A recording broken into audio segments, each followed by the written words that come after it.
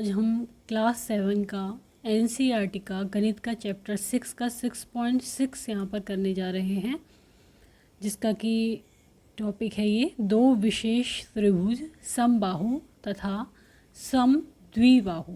तो इनके बारे में आज हम यहाँ पर जानेंगे।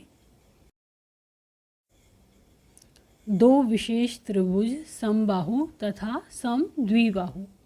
एक त्रिभुज जिसकी तीनों भुजाओं की माप समान हो उसको हम क्या कहते हैं? समबाहु त्रिभुज कहलाता है। जैसे एक त्रिभुज है ये, और ये तीनों जो भुजाएं हैं इनकी माप एक जैसी हो। यदि एक 2 सेंटीमीटर है तो दूसरा भी 2 और तीसरा भी 2, तो ये क्या कहलाएगा? समबाहु त्रिभुज।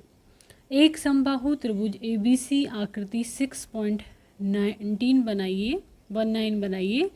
इसका प्रतिरूप यानी इसी माप का एक और समबाहु त्रिभुज कागज से काटें। पहले त्रिभुज को स्थिर रखते हुए इस पर दूसरा त्रिभुज इसे ढकते हुए रखें। दूसरा त्रिभुज पहले को पूरी तरह ढक लेता है। तो यदि हम ABC और दूसरा जो त्रिभुज होता है उसको भी ऐसे करके इन दोनों को एक ही पे रख दें तो ये वाला त्रिभुज क्या होगा? इसको ढक लेगा। दूसरे त्रिभुज को पहले त्रिभुज पर किसी भी तरह घुमाकर रखें, वे दोनों त्रिभुज फिर से एक दूसरे को ढक लेते हैं। क्या आप देख पाते हैं कि यदि त्रिभुज की तीनों भुजाएं समान माप की हैं तब तीनों कोण भी समान माप के ही होते हैं। यदि इनकी तीनों भुजाएं समान हैं तो इनके तीनों कोण भी जैसे समान होंगे। जैसे कि इसमें बताया गया है 60, 60 और 60। टोटल कितने हो गए? 180।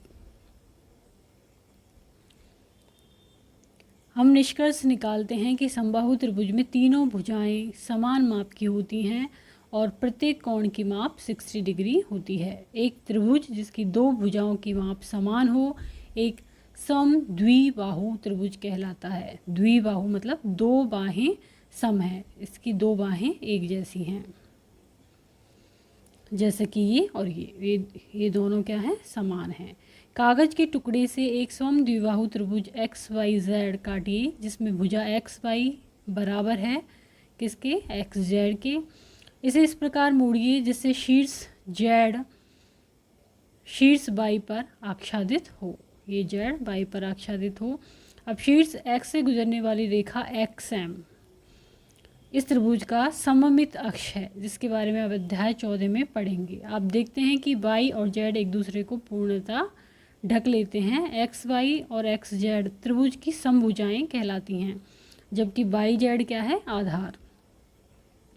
तो ये दोनों तो समभुज हैं, जबकि ये क्या है? बेस है, आधार है। Y तथा Z आधार कोण कहलाते हैं। तो ये वाला कोण और ये वाला कोण क्या कहलाते हैं? आधार। क्योंकि आधार कोण कहलाते हैं क्योंकि आधार पर बने हुए हैं जो कि परस्पर समान होते हैं। तो ये वाला कोण और ये वाला कोण परस्पर एक जैसा होगा।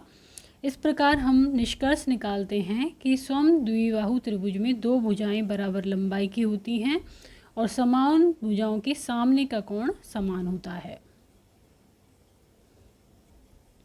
जैसा कि इसमें हम देख सकते हैं ये समबाहु है। एक कोण दे रखा है हमें 40, तो इसके सामने वाला कोण भी क्या होगा? 40, और ये 40 40 दोनों मिलके क्या बनाएंगे? 80, और इन तीनों कोणों का योग कितना होता है? 180।